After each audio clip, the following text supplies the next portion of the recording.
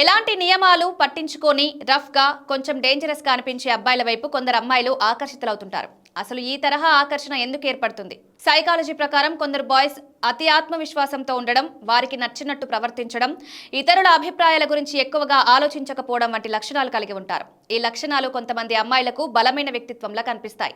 మనిషి మెదడు సహజంగానే శక్తివంతంగా, ఆధిపత్యంగా కనిపించే వ్యక్తుల వైపు ఆకర్షితమవుతుందని సైకాలజీ చెప్తుంది. అందుకే కొంతమంది అమ్మాయిలకు బ్యాడ్ బాయ్స్ చాలా స్ట్రాంగ్ గా కనిపిస్తారు.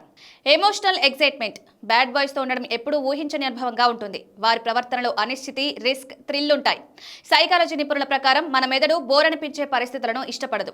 అందుకే కొందరు అమ్మాయిలకు స్థిరమైన, ప్రశాంతమైన వ్యక్తుల కంటే బ్యాడ్ బాయ్స్ ఆసక్తికరంగా అనిపిస్తారు. చిన్ననాటి అనుభవాలు కూడా ఈ ఆకర్షణకు కారణమవుతాయని సైకాలజీ చెప్తోంది.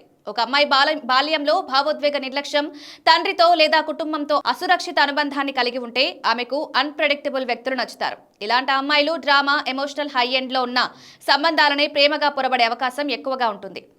కొంతమంది అమ్మాయిలకు బ్యాడ్ బాయ్లలోని లోపాలు సరిదిద్దగలననే నమ్మకం ఉంటుంది. ఇది వారికి ఒక ఎమోషనల్ ఛాలెంజ్ గా అనిపిస్తుంది.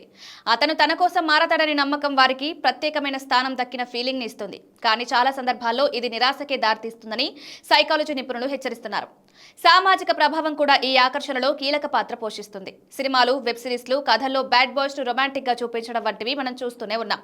నియమాలు పాటించని హీరో ప్రేమలో మాత్రం నిజాయితీగా ఉంటాడన్న భావన చాలా మందిలో బలంగా నాటుకుపోయింది.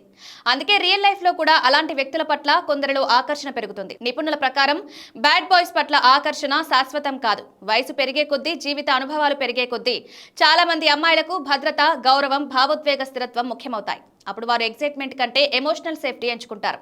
ఇది మానసిక పరిపక్వతకు సంకేతమని సైకాలజీ చెప్తోంది.